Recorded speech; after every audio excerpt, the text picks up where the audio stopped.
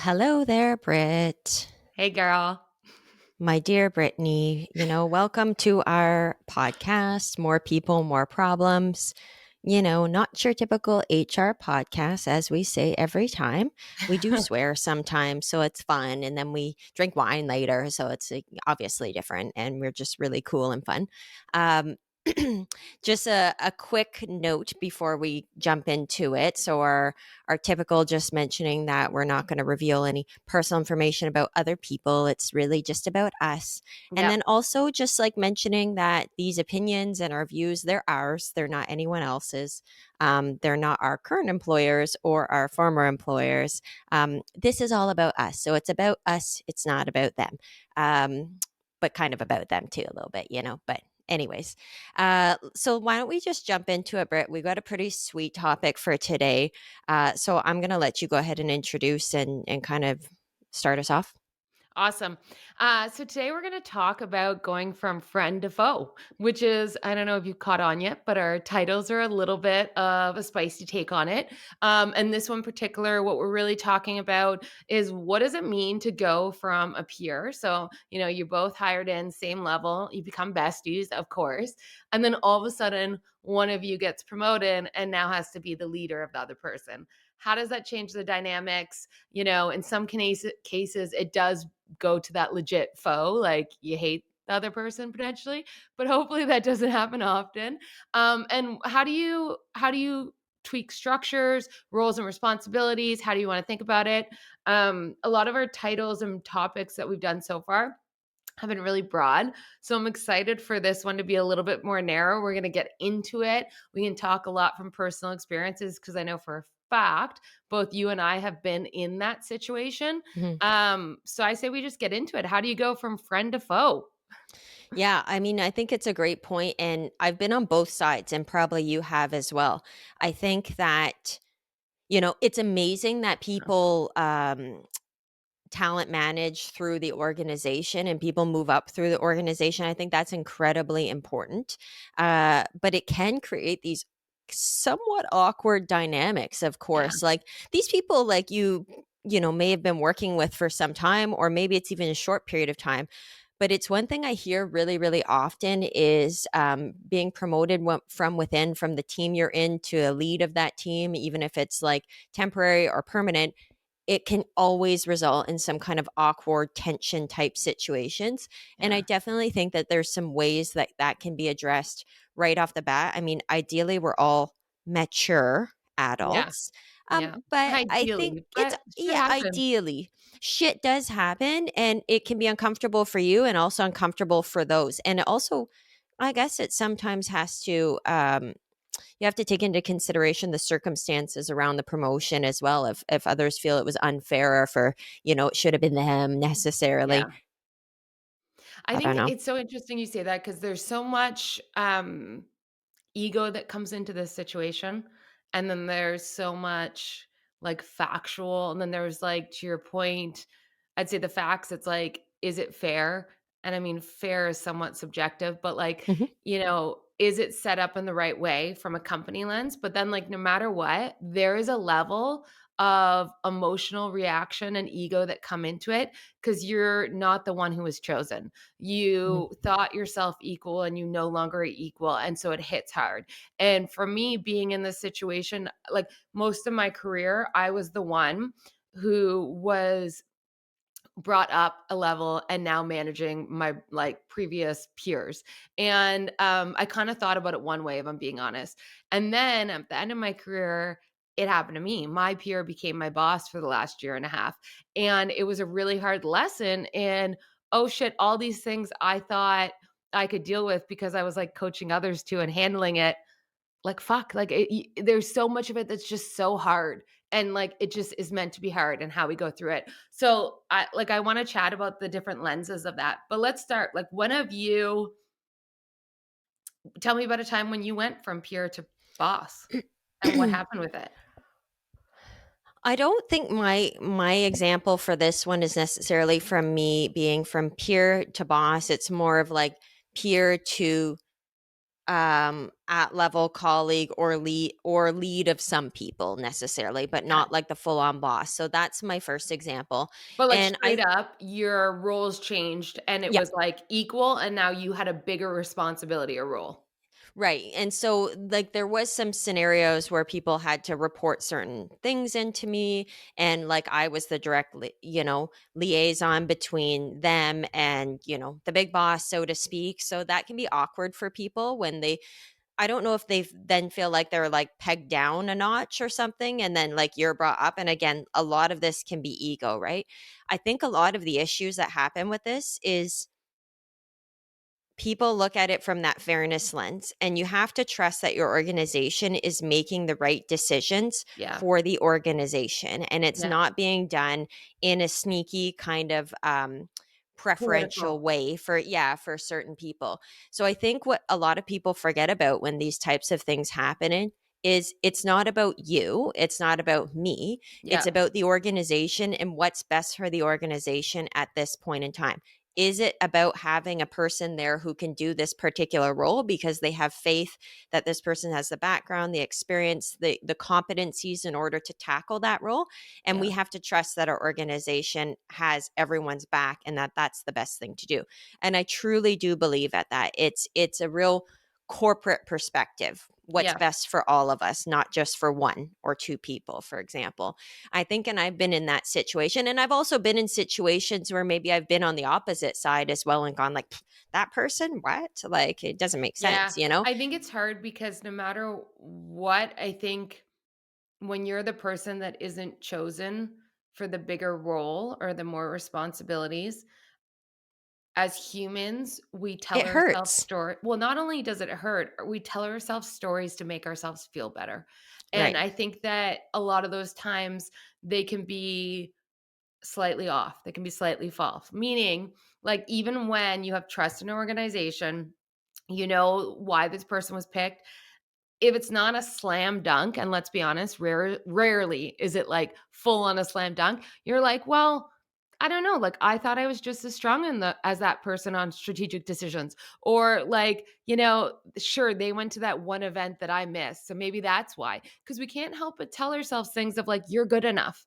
It should Yeah. have been you. And so I think that that to me is like the ego coming in when I say ego. And so no matter Mhm. what, that is going to be there. I think you're spot on though that the more trust in the decision and the company and why and how it's playing into the bigger value prop of like the mission of the company, that will make you feel better. But it's not like as an individual you have to picture that like this is the job. We're talking about step one of how to make this transition right.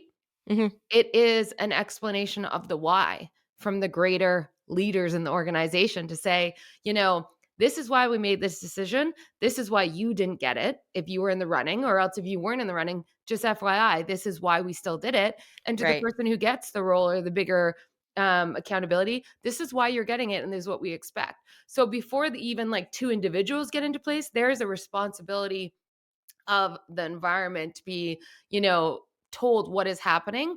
And in my experience, that step often gets skipped because it's uncomfortable as fuck to say, I know, Chelsea, you really wanted that role, but you're just not good enough right now.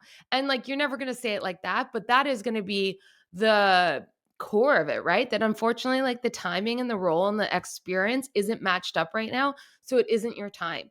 And like, that is how you say it. And here's the growth Mhm. opportunities, but a lot of people skip over it because it's hard, and so then it's not set up in the right way. So I I think that's number completely 1. I think that's absolutely number 1, transparency and good communications Yeah, with everyone involved. So it's not just about the person who didn't get and the person who got. Of yeah, course, you need to be clear and honest, and there's a way to do everything, right? In a kind and constructive way on both parts of like, here's what you were maybe lacking in order to secure this role, and that's something we want to work on, and that's something that we want to get you to that place. Unfortunately, you're just not at that place right now. I'm in an exact type of scenario right now with in my own current role. Um, And then obviously sharing with that individual who's receiving that, this is what I feel like you're going to be able to bring to the table, what the organization needs of you. But then involving everybody, like the Yeah, team yeah, needs yeah. to understand why. Why did this person get hoisted out? And it's really easy to get a negative or kind of gossipy narrative around this scenario, right? So everybody else needs to be involved, and again, there's a time and a place where that needs to happen where, listen, so and so is, a lot of people came up for this possibly, and we're appreciating Yeah, all the interest in this particular role. What we need right now is X, Y, and Z, and we feel like this individual, we have confidence in this individual that they're going to give that to the organization. And reminding people it's about the organization, the mission, the values, your priorities. How is yeah, this person that's been selected going to support that for the yeah, organization? And I think that always has to be top of mind. So like, there's 4 parties that need to be communicated with at this point. Like, if I'm keeping it in the tight yeah. circle, they all need to know about it and understand the why. I totally agree. Okay, so love that premise of like set it up right. But now let's dig into the two individuals. And we'll just use two as an example to keep the different perspectives clean. So let's give it as an example of me and you. So if me and you are both peers, we come in, we're at the same level, we have the same responsibilities, and you get promoted, and now you are my leader. First time lead, you're trying to figure out how to set that up in the right way. I guess my question is like, where do we go from there? Because I think it's going to be helpful to get into specifics of different tools, how to communicate on each one. So let's go from the lens of the new lead. What's different? How do we think about it? And how do we show up to set up this to be a successful relationship going forward? Right. So I think there's a lot of difference, and obviously your relationship with the entire team is going to change. I mean, what used to be the, oh, let's go for lunch, and maybe you indulge in office politics and all those types of things. Those are probably really, really taboo now. So you need to I re-examine. love that the way you said that because I everyone should know by now by getting to listen to our podcast that you would for sure bitch about things and then all of a sudden be the lead and be like, okay, we have a new dynamic here, and Yeah, yeah. I can't, as your boss, be setting the tone of doing this. So like, let's Yeah. real talk. Yeah, it Yeah, well, changes. your relationship completely changes. You cannot participate in office politics and Yeah, gossip. Not that you should have been earlier, but it's easy as the we're employee to humans. employee relationship. And you're like, you're going against the man or the woman, so to speak, Yeah. whatever. Now you are the man or the woman. So, I mean, you, Yeah. you really see things in a different perspective. So, you need to obviously present yourself as positive, professional. You have something to offer in this role. So, I think that's really, really important.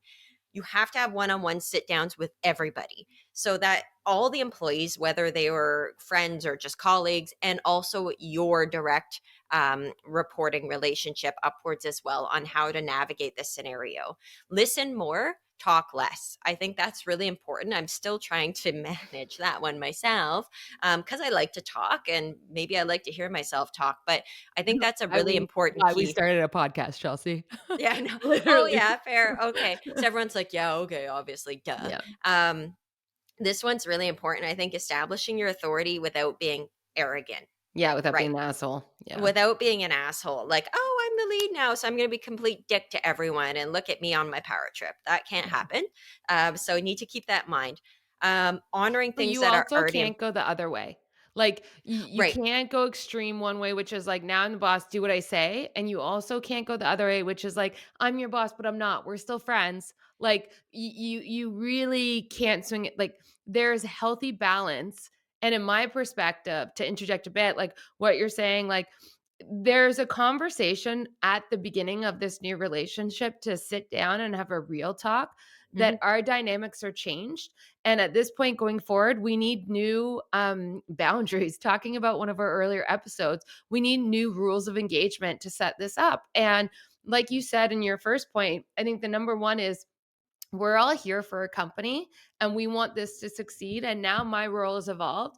And so Mhm. like as the lead, I would be really clear actually with telling maybe before you listen, which is like, here's what I'm responsible for, and here's what I want to do with myself and the team, and I'm going to put these expectations on all of the team. And one of the things I think you have to set up in the beginning is I like, especially if you're really close peer friends, is that our relationship is going to change because the first priority of our relationship has to actually be a working relationship now and not a friendship relationship first. We can still be friends, but I have to hold you to expectations. I have to give you the hard feedback. I have to delegate work to you. And that foundational conversation to reset up, I think is so critical.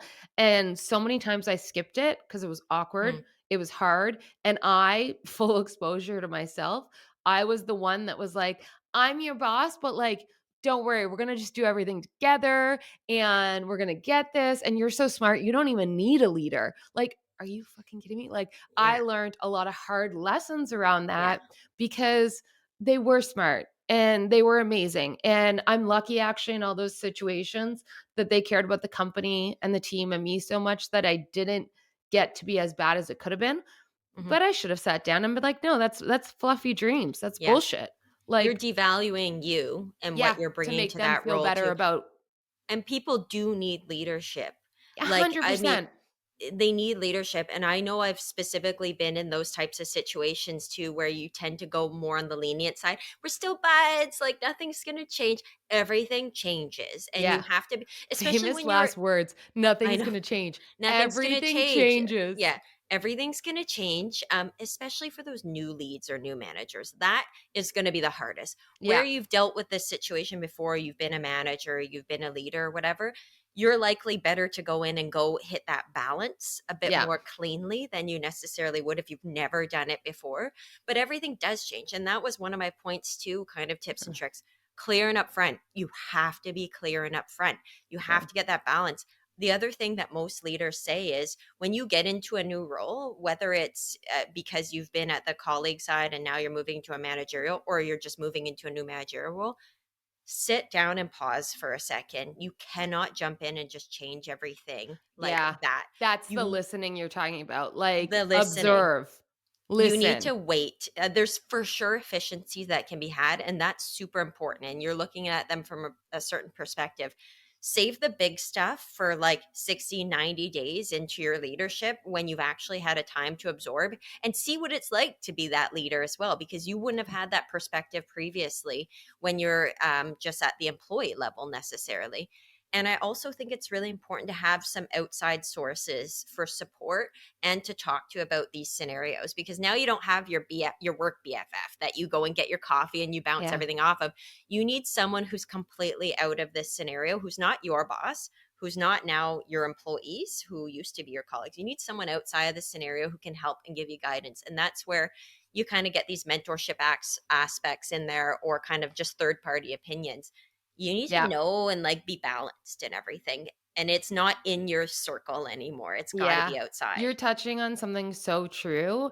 And as someone who started as like the lone HR person to then move to the manager, then move to the HR director, then move to VP and executive, like it gets so lonely as you keep. I mean, there's so many pros, so I don't mean to diminish that, but one of the really hard things is it gets more lonely because what you're talking about is so true. You no longer have those peers that you're bonding with Mhm. that you can bitch about things or share the successes. There is a level of just confidentiality that you have to hold as a lead. Like there just Mm. is, right? And so you need to find your new village or support system to be able to have thought partnership with, to be able to, get feedback and experience and tips from. So I think that's so critical. And it's not something I actually would have thought of right away as a new lead, or even just moving up and like reforming that village of people around you and how you think about it. But like, Um, look, it's like it changes and progresses throughout your career, right? Because yeah, exactly what they were when you were at the employee level, like you said, there's confidentiality issues, but there's also just you need to go through things that you're experiencing similarly to maybe what someone else is experiencing. So totally. as I feel like I've gone throughout my career and I've moved up in different Yeah, levels or different teams, you've amassed different support systems. You've amassed different people that you go to for that advice, kind of like, are you having this issue on your team? Are you yeah, experiencing this? And it's going to, and that's how you accumulate your network, right? That's how you Yeah. expand your network as well. Like as you move through your career, like you're constantly getting new groups of individuals Yeah. who And are especially if you like get able to help better. you. Yeah. It One should. of one of the things this makes me think of, because I can't help but as we're talking about this, think of all the things where I fucked up and had to learn a Yeah. hard lesson, and then, like, the good that came from that over time. But there's a really good book that's, like, called Hard Things About Hard Things, and it pretty much the whole book is like, "Don't do this," and that's how my brain is, like, thinking about when you get in this position. Because some of the things I did that I shouldn't have done that I would now be like, "Don't do this, do this." One of them is, like, don't now become a lead of a group that used to be all your peers and do consensus based decision making. Like, no, do realize that as a lead, you're now responsible to make decisions, certain decisions on your own for the team and certain decisions through consensus. But like, there's a new lens that you have to put on to these decisions. And as a lead, like, you are accountable and responsible to make certain decisions. I at certain times through my progression definitely fell into that trap of like, oh, don't worry, like, not only, so once again I said earlier, like, oh, super nice, nothing's going to change. Like, no, everything's going to change. Oh, like, don't worry, we're going to make decisions all together just like we used to. No, actually there's going to be more decisions I have to make on my own, but I will involve you for feedback. Like, Yeah.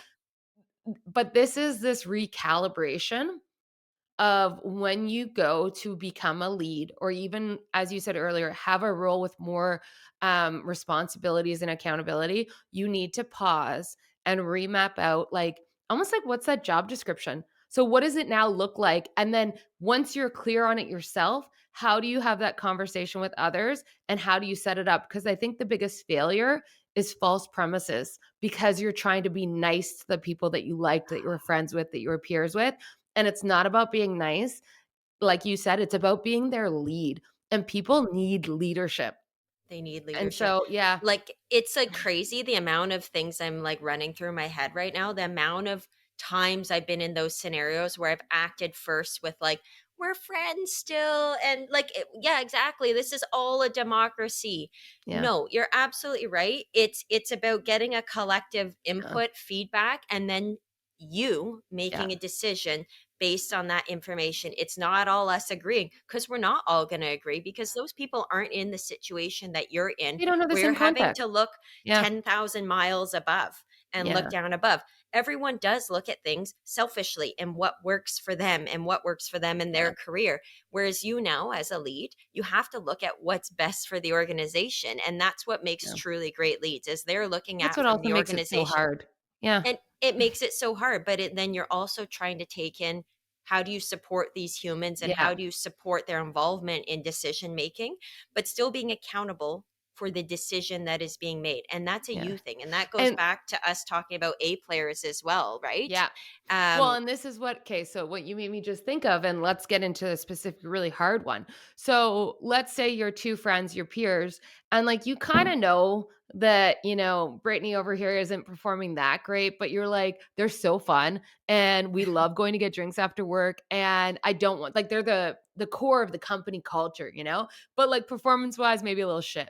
Well, now you are their boss and you are responsible for creating a high impact team, and you were responsible to give feedback and bring everyone up. So now you have to deal with the peer who is your friend that you went for yeah. drinks out with all the time, and now you have to give them feedback, and that, let me tell you, like, that shit's hard. That takes strength. That takes experience. And so, like, maybe we have a few tips for how to handle that. I mean, it's a really good point. I think that most people would say, like, oh, if I'm in a position, I'm going to say for the federal government, really, I'm going to plug this in. You win a, you not win, you are successful in the selection process for a job above, right? A lead or a Yeah. managerial position. I think most people would think the easiest route to go is to go and get a job elsewhere in that position. And that probably is very, So very you don't true. have to deal with all You this. don't have to deal with what comes with this. Yeah. Although most people would want to stay in their own team because they know the people, they know the Yeah. dynamics, they know the files. But like you said, that comes with some very, very difficult conversations that you need to have. And I think conversations around performance, or even just like, oh, buddy shows up late every single day. Oh, buddy's not coming into the office. Like, these are hard conversations Yeah. to have with people, performance or other personal type related situations. Especially when they And were your buddy.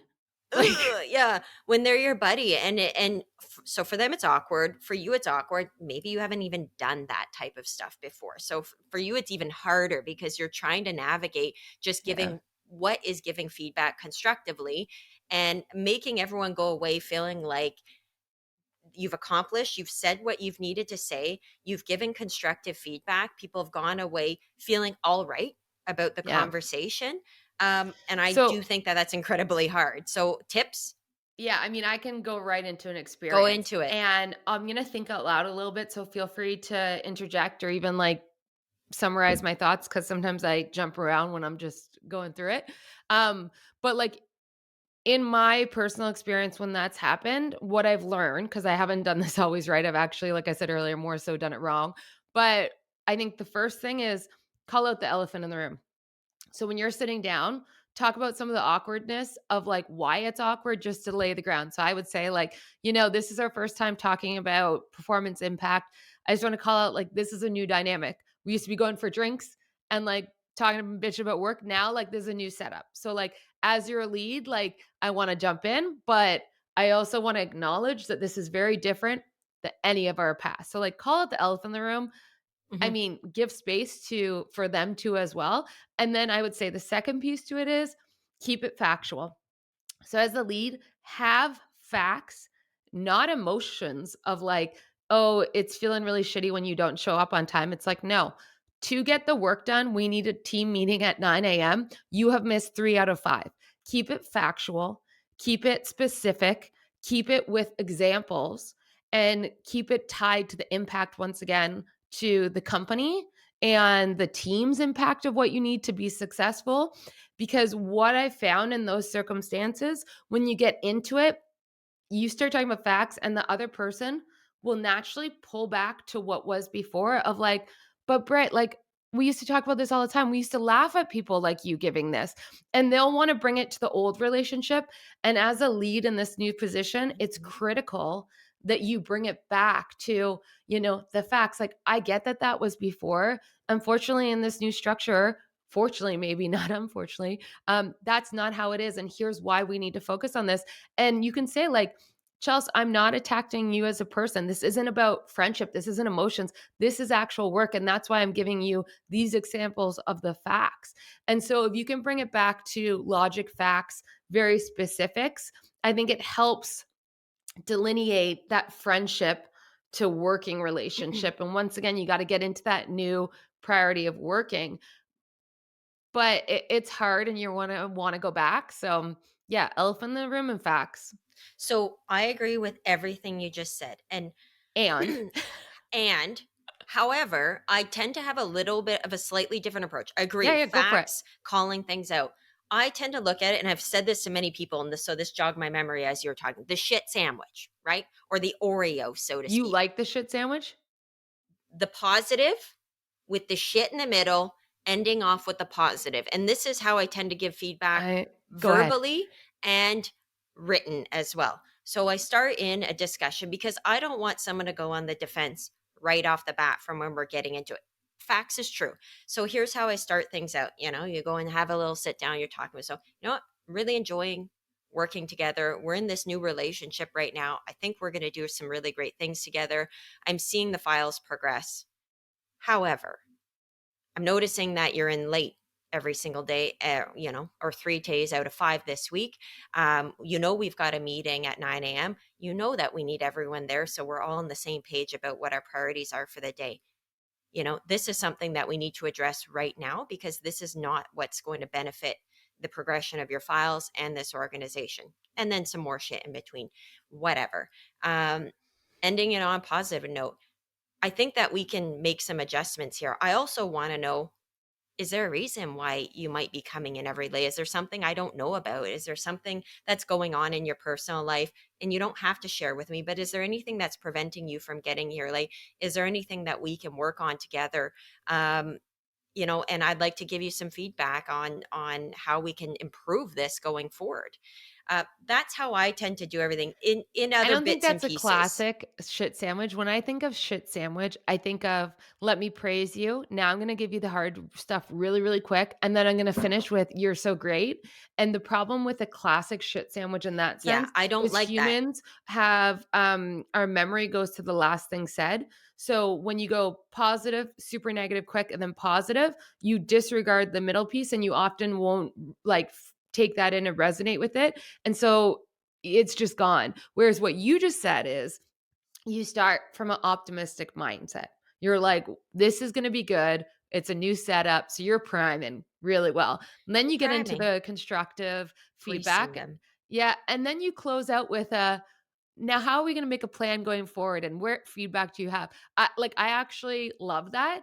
And when you said shit sandwich, my back went up so much because I was like, oh, that's bad. And what Yeah, I you was like, just said she's is getting all woo. no, no, no, but what your plan of action was perfect. I think the tweak to it is like when you have the plan, make sure you include the constructive within it because humans will disregard, we will put down things we don't want to hear. It just like doesn't level up as much. And so I think it's great to say, okay, like share your feedback. What's going on in your end? Like why, like what can I help to support you?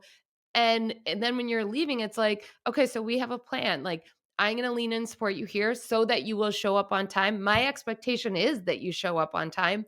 And it's very clear around going forward. This is where we are. But we need to come up with a new name because yours is like Right. prime, feedback, action plan. Like, I don't know. Yeah. It's something better. It's not a shit sandwich. So I'm glad you called out the shit sandwich. And so, like, the reason why I'm actually really glad is because probably earlier in my career, I was doing the traditional Yeah. shit sandwich, the old classic shit Yeah. sandwich where because you don't know because you're so desperate to make people feel good Yeah. leaving a conversation, but then what Especially when you they were do your buddy. I Like, know there's a whole other layer to the shit. it's so true, and the problem is that you want everyone to feel okay about it, but you're exactly right. They leave with, "I'm doing great. Like, I'm Yeah. doing such a great job, and I forgot about the little bit of Mhm. the shit in the between." So I'm glad you separated, like, what you think of the traditional shit sandwich versus what I'm doing. I I'm think you're glad you doing a feel like club it's right. sandwich. I'm doing It's a legit club sandwich. it's a There's club lettuce, there's sandwich. tomatoes. It's everything in it. But you're totally right. Is that I like the fact that you also mentioned take the shit and bring it back to the end of the club, Yeah. and like talk about it. And what is the constructive plan, the actions going forward to address the shit, Yeah. right? We're And, like, addressing the shit. especially when you're going from, one relationship to a new relationship, new dynamics, it's like the most valuable thing you can have is a clear communication of a plan going forward. So when, you are now their boss, like, have a clear expectation and plan for the first bit.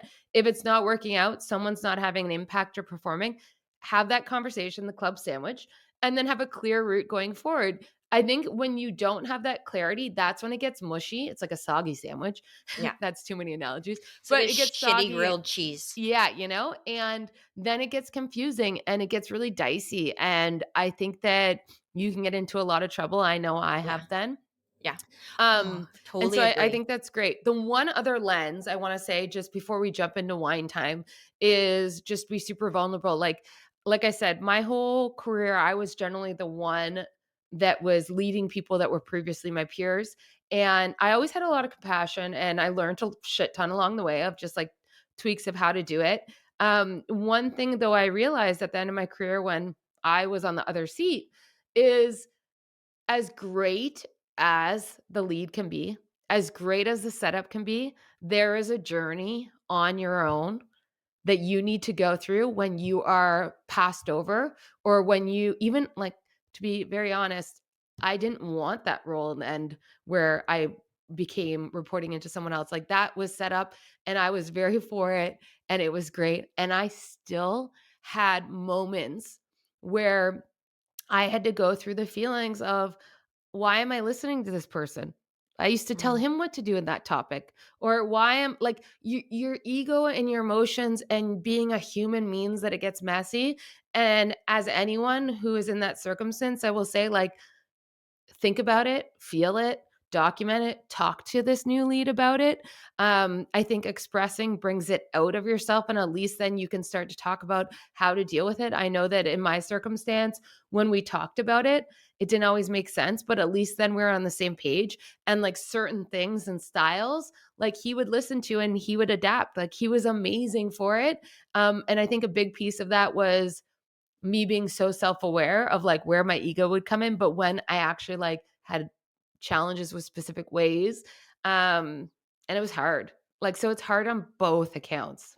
It's a journey. You're right. Yeah. It's a journey for the person who's having that experience with their former colleague going into that position, and it's a journey for that lead as well. I 100% agree with you on all those fronts. You have to have a plan. You have to have a plan of attack. I agree with the vulnerability.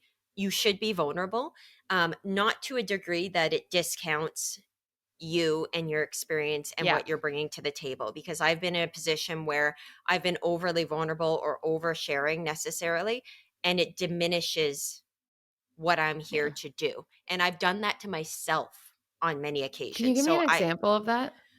I don't know, it's like just going into leadership roles and being like overly, like sometimes overly friendly, like we're all going to be buds, we're all going to be pals necessarily. Probably just like acting in a way that makes me seem like I'm not in that position of authority. I don't know if Like it's like you being self-deprecation? sometimes I Yeah. know that I definitely do that, and that's something I'm trying to work on. Acting like I'm not necessarily the one in the authority position, acting like everything is a democracy when I know for a fact it's gonna, we're all gonna get Yeah. input and feedback together, and diminishing my role at the end of making that decision. I've come a long way from what I used to do. I'm still really working on it. I see myself much better now in the progression of that, in saying that we're all going to talk about this, but I will make a final decision on it Yeah. based on all the discussions that we've had. And I've taken the reins and gone, okay, Chelsea, you're doing way better now than what you did a year ago or a year and a half ago, where you kind of made everyone feel like we were on the same level, but you're not. You're Yeah. not on the same level. You're doing something completely different from what those individuals are doing. I That's don't what you're think there that's for. yeah, so I love hearing that, and I think that's so true, and I think it will resonate with a lot of people. I don't think that's you being too vulnerable. Vulnerable is showing your insecurities when you're in it. I think what you did there was you utilize tactics to diminish yourself to make others feel bigger, Yeah. which a lot of women do, which is bullshit. And I think that you had maybe lack of confidence in certain areas because generally speaking, women have less confidence than men, and it takes time to learn confidence. And it's not something that's a light switch that it's on or off. It's through experiences, it's through feedback loops, it's through literally nurture, sorry, aspect of life, how you grew up. And so I think that there's a lot of things we do that unfortunately does, whether it's self-deprecation or actually truly like building ourselves down because we don't have the confidence in those situations, so then we don't set the boundaries, etc. What I love hearing from you is you have worked on that, you have built confidence, and going in you won't diminish yourself to make others feel good. You will set the stage of, no, I do have the experience, I do deserve this role, and I will lead in this role and make the right decisions. And actually, like, full disclosure, I was the same. I would get a role, and my first thing I said was, "Oh, I don't know if I should have this. Thanks so much. But, like, oh, well, I'll see if I can work my way up to it and do it." And then people would be like, "Oh, yeah, you got it." And I was like, "No, I'm still one of you guys. Like, we're going to make decisions together." Like, Yeah. it's Yeah. such Been bullshit, there. but I get why we do it and I get where it is. And I hope anyone listening stops and reflects and tells themselves, because it's true, you wouldn't have got the role if you didn't deserve it. You are able to lead, you are able to make decisions. And so, really reflect on that and build that and assert that. Because Yeah. if you don't assert it, people won't show up and respect you. Like You that's the be reality of it. Just be a strong ass bitch, just Yeah. like you're meant to, or, Yeah. Strong as badass. badass. Yeah, we'll use Yeah. badass. But like on that note, I'm thinking I'll cancel my therapy session for this week. Clearly don't need it anymore. And what do you think about us going into wine time? Love it. Love it. Let's do it. Okay, so for today's wine, oh yeah, cheers. We've already poured. Woo. Yeah. Woo. But let me go over the wine. We have a oh gosh, why do we get wine that I can't pronounce? Konzelmann Estate Winery. That was a really weird laugh too. Zoneman. Lakefront Series Pinot Blanc. It's an Ontario wine. It's from Niagara. Yeah, I think it's Ontario. Just Niagara. Like, Jeez. oh, Yeah. Niagara. I nailed it. I got a little worried there, but it's from Ontario, Niagara on the Lake, Pinot Blanc. So let's give it a little sip sip. Here's the bottle. Oh, you really can't see that. We'll have to tag it after. Can you say the name again for me one quick sec? No. Also, as I do this and I looked, I was like, this might be the cover photo of this album. Totally should be. Opening shot. Ooh. It's not bad, eh? I like that. That's nice. It's super crisp. Like it's very aptly, eh? It is. It's got a nice tang to it. I'm actually Mhm. quite enjoying it. It's chilled to the perfect temperature, Yeah. so that's great, Remember what obviously. you said Well, last week about how you shouldn't store it in the fridge? Guess yeah. where it was? I know that's apparently a thing, but Yeah, bullshit. like in the actual like that temperature of the fridge, but I actually like a really crisp Yeah, I white add and ice rosé. cubes. For me it's important and I do as well. So I have Yeah, no issues with that. Let's just get yeah. that shit Next time I'll straight. get it in the freezer, But the just thing is you have to drink it fast enough that your ice isn't like full blown melting into yeah, your because no one wine likes too a quickly. watery wine. Yeah. No. At You the know what end we it's should just invest piss. in is What's those that? ice cubes that, like, are you put in scotch, so they don't water down. Oh, I'm Like gonna the do that. what, Great birthday plastic gift. ones or No, something? no, Are they no, like, they're like rocks or something. oh, and you Anyways, just freeze them and then they're yeah. just like super cold? Because Oh, Scotch okay, drinkers cool. don't wanna water down their Scotch, Yeah, same fair. thing, same, getcha, We get and this. so we Yeah. could just bring that over. Anyways, back to the wine review, Yep. Do it. 2019 Pinot Noir Konzelmann. We'll link it. I would say that crisp, aptly, really nice cold chilled, Yeah, it's nice. and I'd give it like a 7.5, 8. Yeah, I'd lean towards an 8, but I'm no wine connoisseur. I think it's lovely. I think Yeah, I'm what really would how would you enjoying it. describe it? Well, I mean, exactly what you just said. I'm like, Yeah, I'm not any ditto. sort of expert in wine. I just like, as long as the alcohol content's over 12, I'm good. Goes down the palate real good. Oh, guess Yeah. what? 12% alcohol. There you go. Boom. Nailed Boom. it. Oh, it says it contains sulfites. Does that a new label that they have to have? That means Maybe. it's not good, I don't think. I think you want sulfite free. I know, but like, doesn't everything have sulfites in it? Maybe. I You can't think eat maybe a fucking organics is the only one that ham doesn't too. sandwich without getting sulfites. It's probably Yeah. just the organic wines. And it's like maybe it isn't like a requirement now. Now it's like, like shampoos like paraben free and that. I'm Yeah. like, yo man, maybe I liked my parabens. I think I did. Maybe I Like, I want get a them little back. Pantene. I like when my hair has a, like, full-on thickness on it. I have Well, fine hair, I'm like, just give it a thickness." and they say like all those sulfites, or no, I think it's in shampoo, it's like sulfates, Yeah, yeah, yeah. sulfates and parabens. Like, isn't that what makes you have a really good lather in your Yeah, shampoo? And you're like, yeah, I kind of enjoy that. yeah. I There's like a having reason an why they put it in aggressive there. I like an aggressive lather in my shampoo. So I'm looking Uh, for the shampoo bottle that says lots of extra. sulfates Yeah. and parabens. Yeah, yeah. We're gonna Aggressive get amount. feedback on this. Yeah, Okay, sorry. so also it just made me laugh. I, like, went to read the back of the wine, and it's like, "Ripe with tropical fruit and floral notes." Didn't fucking get any of that. I'm like, "It's crisp, it's apple."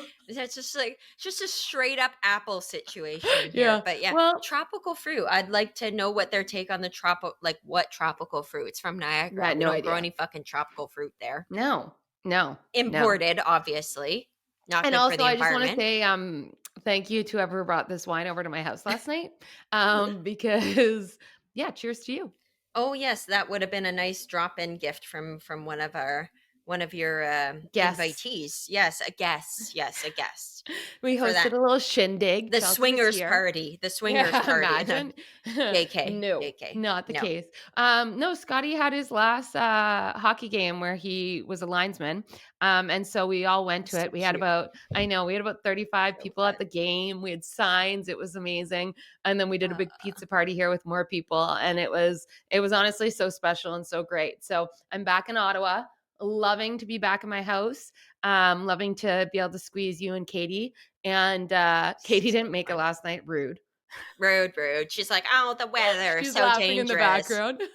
People are getting in accidents. I'm like, and is that really an excuse? I mean, the roads weren't that bad. Get over yourself. Yeah, I know. I think Britt said to me at one point, she's like, it looks fine out.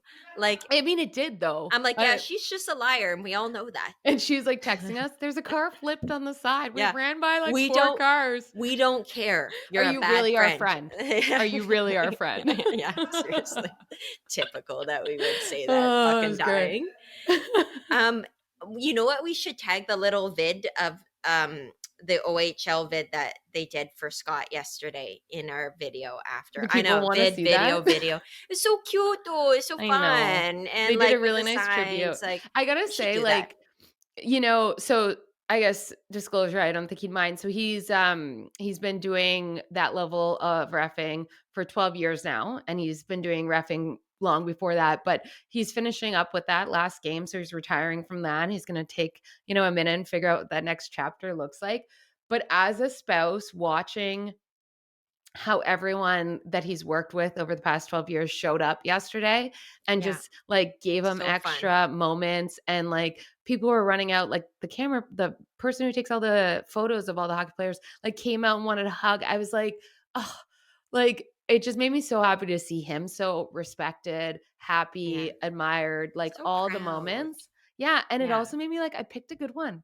Like, Yeah. like it validates It like, was so oh, fun yeah, it was watching the good. game, and he was, like, breaking up the fights. We're like, "Go, Scott, I know go." Like, your this is husband so Gary is cool. like, "Look at that man skate. Look at those Yeah. legs." I was I was like, dying. "Look at him, he's skating backwards." And then Gary was like, "Look at him stopping," and then all that little ice shoots up and everything, like, so, like, don't know hockey and Yeah, it was don't know adorable. shit about that, and we're just, like, loving every second of it. The kids with their little signs, I know. so sweet. It We're really just was. drinking and having a fun time, like, the vibe was sweet. Yeah. And then the little after party at your place, like, enough pizza for, like, legit an entire school of people. Yeah, Like, it was I I I can't believe how much pizza completely I it was over ordered. embarrassing.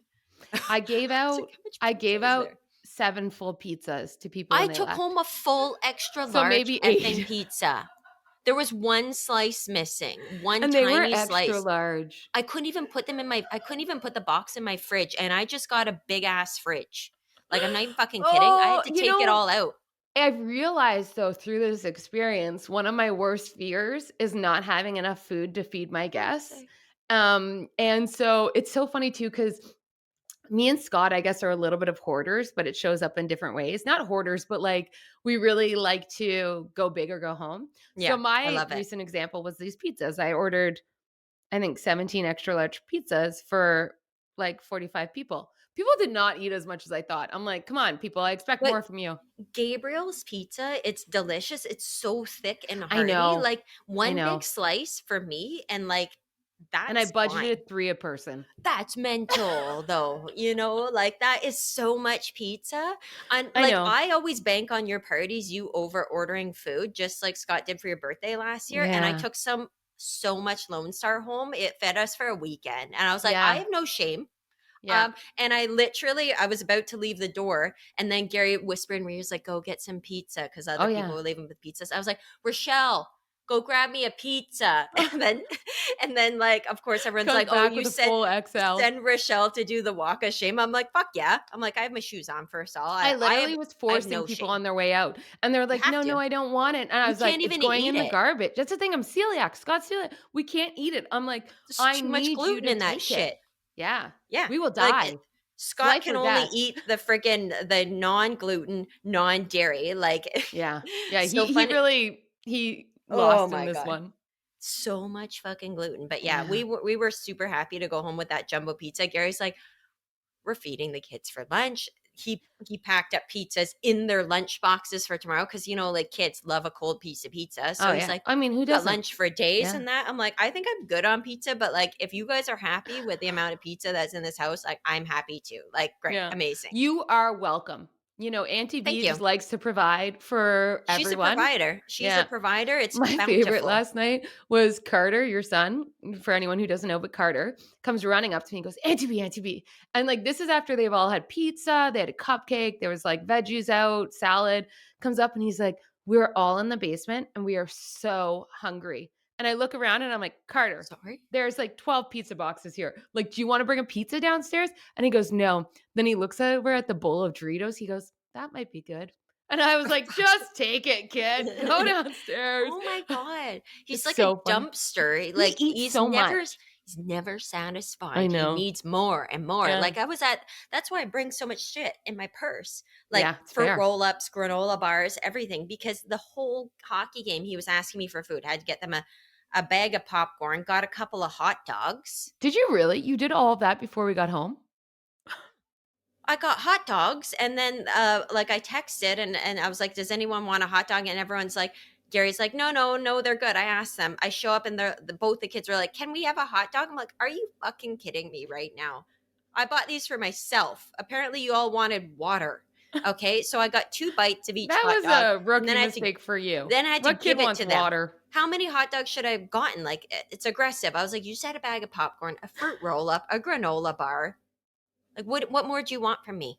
You're gonna be broke. I was like, "We're gonna pizza at Auntie B's house. Like, Yeah. what do you You're gonna want?" be broke, and Anyways, then you're like, "No, not with you ordering 20 well, pizzas a day. oh You're my good to god, go." you can't buy anything at Lansdowne that's not going to cost you half your arm. I know. I know. It's so true. Bananas. So But true. anyways, fun experience, amazing. So We had a fun. I'm great so happy time. you shared it. All Katie, the I mean, you funs. missed out on a good time. Yeah, it sucks to be you. But we're happy you had fun. What you're doing, obviously. Yeah. Yeah. Supportive. Yeah. Yeah. Yeah. Supportive. Anyways. Have I gone Love on you. too much? Like we've totally gone on too much. Let's just Yeah. close it. Wine People time's like a little stop it. It's extra. enough. Yeah. I'm happy everyone who was here last night gets to listen to these stories and our Yeah, you feedback on better how listen. yesterday went because hopefully they get a little chuckle like we did. Just like us. Like us, subscribe and comment. Yeah. Just a little dance party. So sad. Love it. Cheers, Okay. P. Bye. Bye.